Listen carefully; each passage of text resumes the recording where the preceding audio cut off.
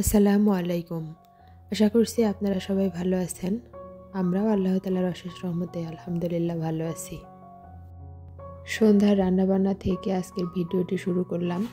আমি ইফতারের জন্য ছোলা ভুনা করে নিচ্ছি। আমি ইফতারের জন্য বাসায় তেমন কোনো কিছুই রান্নাবান্না করি না, শুধু ছোলা ভুনা করি, তাও আবার একদিন করলে 2-3 দিন চলে যায়। আপনাদের ভাইয়া বাইরে গিয়েছিল কলা কিনে আনার জন্য, তো অল্প কিছু ভাজা পোড়াও কিনে নিয়ে এসেছে। প্রতিদিন মুড়ি মাখানো হয় ছোলা দিয়ে, সেখানে একটু ভাজা পোড়া দিলে খেতে ভালো লাগে, সেজন্য অল্প করে কিছু ভাজা পোড়া নিয়ে এসেছে। আর বাসায় জিলাপি আছে, কলা নিয়ে এসেছে। ডিম শেষ হয়ে গিয়েছিল, তাই ডিমও নিয়ে আসতে বলেছিলাম। এখন ডিমগুলো আমি পরিষ্কার করে ফ্রিজে রেখে দিব। তার আগে কলাগুলো আগে ভালোভাবে রেখে দিচ্ছি। কলা 2-1 দিন বাইরে রাখলেই নষ্ট হয়ে যায়, সেজন্য বেশি করে কেনা হয় না, অল্প করে নিয়ে আসা হয়, যাতে 2-3 দিনের মধ্যেই শেষ হয়ে যায়, এরকম পরিমাণে আনা হয়। এই ফাঁকে আপনাদেরকে ছোট্ট একটা কথা মনে করিয়ে দেই, আপনারা যদি এখনও আমার ভিডিওটিতে একটা লাইক দিতে ভুলে গিয়ে থাকেন, তাহলে প্লিজ একটা লাইক দিয়ে দিবেন, কারণ আপনাদের ছোট্ট একটা লাইক আমার ভিডিওটিকে আরও অনেক মানুষের কাছে পৌঁছে দিতে সাহায্য করবে। এই তো ইফতারের ঠিক আগ মুহূর্তে আমি মুড়ি মাখিয়ে নিচ্ছি। বাসায় আগে থেকে জিলাপি আনা ছিল, আর বেগুনি, পেঁয়াজু, ছোলা এগুলো দিয়ে মুড়ি মাখাচ্ছি। এভাবে মুড়ি মাখিয়ে খেতে আপনাদের ভাইয়া অনেক বেশি পছন্দ করে, সেজন্যই প্রতিদিন ওর জন্য এভাবে মুড়ি মাখানো হয়। আপনারা কে কে এভাবে মুড়ি মাখা খেতে পছন্দ করেন আমাকে কমেন্ট করে জানাতে পারেন। রাতে আবার আপনাদের ভাইয়া বিরিয়ানি নিয়ে আসলো। ও বলল যে আজকে একটু বিরিয়ানি খেতে মন যাচ্ছে, বাইরে থেকে নিয়ে আসি। আমি আবার বললাম যে যাও নিয়ে আসো। তো আজকে রাতে আমরা বিরিয়ানি খাবো। সারাদিন রোজা থাকার পর ইফতারের ঠিক আগ মুহূর্তে মনে হয় যে কী খাবো আর কি না খাবো, কিন্তু পরে দেখা যায় যে তেমন কিছুই খেতে পারা যায় না। আপনাদের ভাইয়া শুধু সারাদিন বলে যে এটা খাবো ওটা খাবো, কিন্তু সন্ধ্যায় আর তেমন কিছুই খেতে পারে না। 2টা প্যাকেট 2 রকম আনতে বলেছিলাম, একটা মোরগ পোলাও আর একটাতে তেহেরি, কারণ আমি মোরগ পোলাও খেতে বেশি পছন্দ করি আর ও তেহেরি খাবে। আপনাদের মধ্যে যারা আজকে আমার চ্যানেলে প্রথম এসেছেন, আমার ভিডিওটির কোথাও কোনো অংশ আপনাদের যদি একটুও ভালো লেগে যায়, তাহলে প্লিজ আমার চ্যানেলটির পাশে থেকে যাবেন, আমার চ্যানেলটিকে সাবস্ক্রাইব করে দিবেন। চ্যানেলটি সাবস্ক্রাইব করে পাশে থাকা বেল বাটনটি অবশ্যই অন করে দিবেন, তাহলে আমি যখনই ভিডিও ছাড়বো তখনই আপনাদের ফোনে নোটিফিকেশন চলে যাবে, আর আপনারা চাইলে সময় করে আমার ভিডিওগুলো দেখে নিতে পারবেন। এটা পরের দিনের ভিডিও। পরের দিন সকালে আপনাদের ভাইয়া বাজারে গিয়েছিল, টিস্যু নিয়ে এসেছে, তারপর মুরগি, গরুর মাংস এগুলো নিয়ে আসলো। সকালে বাজারে গেলে টাটকা মাংস নিয়ে আসা যায়। গরু জবাই করে সকালে, ওখানে দাঁড়িয়ে থেকে টাটকা মাংস কেটে নিয়ে আসা যায়। আজকের মাংসগুলো বেশ ভালো হয়েছে, একটু হাড় চর্বি নেই, সব ভালো ভালো সলিড মাংস।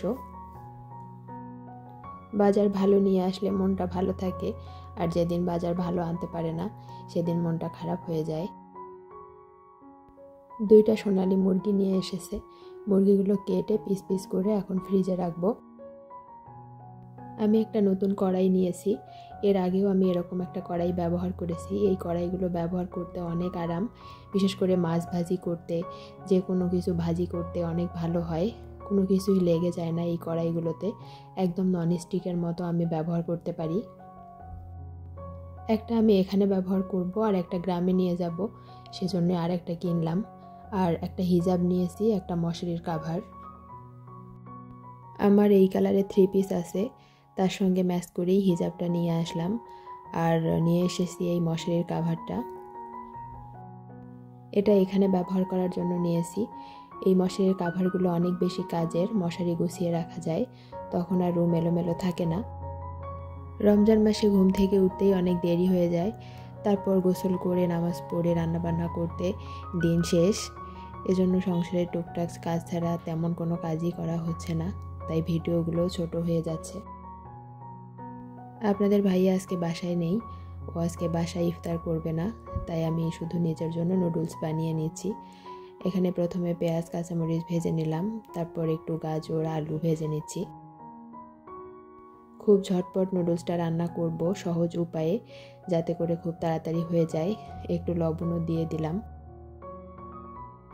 সব কিছু ভেজে নেওয়ার পর এখানেই পানি দিয়ে দিলাম।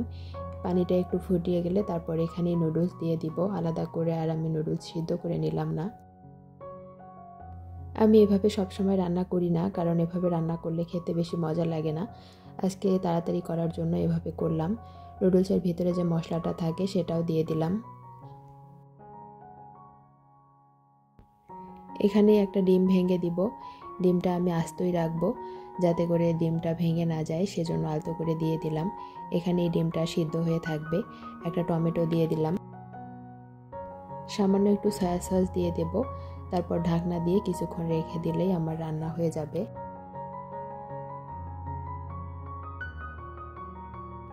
এই তো তৈরি হয়ে গেল আমার ঝটপট নুডলস রেসিপি। খুব সহজেই 10 মিনিটের মধ্যেই বানিয়ে নেওয়া যায়। তবে খেতে আমার কাছে বেশি ভালো লাগে না, কারণ আমি একটু নুডলস মশলাদার করে চাউমিনের মতো করে রান্না করে খেতেই বেশি পছন্দ করি।